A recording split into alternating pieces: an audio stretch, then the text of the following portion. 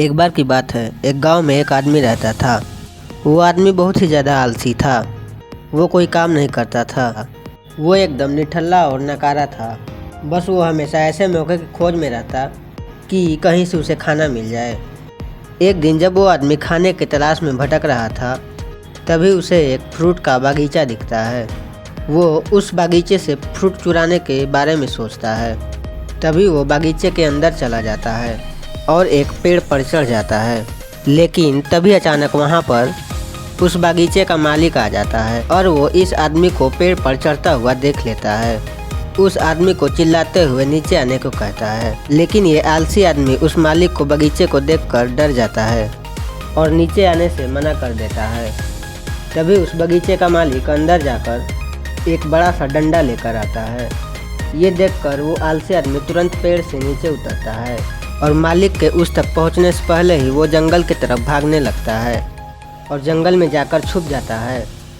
कुछ देर बीतने के बाद वो आलसी आदमी वहाँ से निकलता है और जंगल के रास्ते से जब वो गांव जा रहा था, तभी उसे एक लोमड़ी दिखती है जिसको सिर्फ 2 ही पैर थे और उसके 2 पैर टूटे हुए थे। वो जंगल में रेंगती हुई चल रही थी। ये देखने के बाद वो आलसी आदमी सोचता है कि लोमड़ी इतने घने जंगल में अब तक जिंदा कैसे है।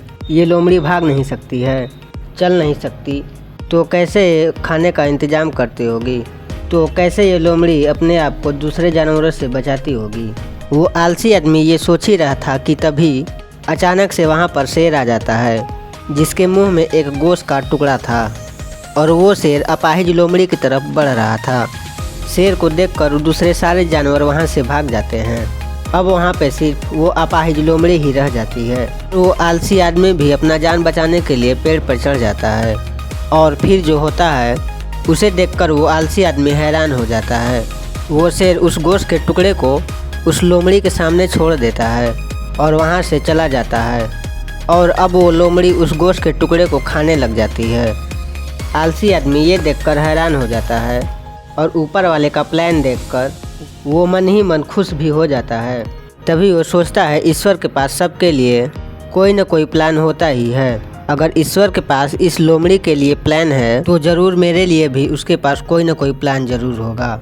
और तभी वो आलसी आदमी रोड के साइड में एक बड़ा सा पेड़ देखकर उसके नीचे बैठ जाता है, ये सोचकर कि कोई न कोई मेरे लिए भी खाना लेकर ज़रूर आएगा। वो आदमी 2 दिन तक बैठकर उस जगह पर इंतज़ार करता है, लेकिन कोई भी उसके लिए खाना लेकर नहीं आता। आखिरकार जब उससे भूख बर्दाश्त नहीं होती है तो वो खुद ही खाने की तलाश में निकल पड़ता है। वो रास्ते से जा ही रहा था कि तभी एक रास्ते में उसे एक बुजुर्ग आदमी मिलता है। तो आलसी आदमी उनसे कहता है, मुझे भूख लगी है, आपके पास कुछ खाने के लिए होगा तो मुझे दे दो। तभी वो बुजुर्ग आदमी उसे खाना और पानी दे देता है। खाना खाने के बाद वो आलसी आदमी उस बुजुर्ग आदमी से कहता है कि मैंने 2 दिन पहले देखा, आप उस पर विश्वास नहीं करेंगे। मैंने जंगल में एक अपाहिज लोमड़ी को देखा जिसे शेर खुद गोश्त लाकर दे रहा था खाने के लिए। मैंने सोचा मेरे लिए भी ईश्वर के पास कुछ न कुछ प्लान ज़रूर होगा, लेकिन ईश्वर ने उस लोमड़ी पर दया दिखाई और मुझ पर नहीं। मेरे लिए कोई भी खाना लेकर नहीं आया और आखिरकार मुझे ही खुद खाने की तलाश में निकलना पड़ा। उस आलसी आदमी ने उस बुजुर्ग आदमी से पूछा कि मेरे साथ ईश्वर ने ऐसा क्यों किया। तभी उस बुजुर्ग आदमी ने मुस्कुराते हुए कहा कि ये सच है कि ईश्वर के पास सभी के लिए कुछ न कुछ ज़रूर प्लान है और तुम्हारे लिए भी है, लेकिन तुमने उसे गलत तरीके से समझ लिया। वो तुम्हें लोमड़ी नहीं बल्कि तुझे वो शेर की तरह बनाना चाहता था। दोस्तों, इस कहानी से हमें ये सीख मिलती है कि अगर हम हमारी लाइफ को ध्यान से देखें कि हमें ये पता चलेगा कि ज़िंदगी सबक से भरी पड़ी है। हर एक मोमेंट का एक डीप मीनिंग होता है। उस आलसी आदमी ने उस लोमड़ी को मदद लेते हुए देखा और वो सोचा लोमड़ी सिर्फ बैठी हुई है और वो सिर्फ इंतज़ार कर रही है कि उसके साथ कब अच्छी चीज़ें होंगी। लेकिन वो आदमी भूल गया था कि ये लोमड़ी मजबूर थी, लेकिन हम उस लोमड़ी की तरह मजबूर और लाचार नहीं हैं। ऊपर वाले ने हमें एबिलिटी दी है अपना काम करने की, बिल्कुल उस शेर की तरह हमारे पास भी खुद की स्ट्रेंथ और कैपेबिलिटी है हमारी सिचुएशन को बदलने की। लेकिन उसके लिए आपको एफर्ट्स लेने पड़ेंगे, एक्टिव बनना पड़ेगा, तभी आप उस शेर की तरह बन पाएंगे।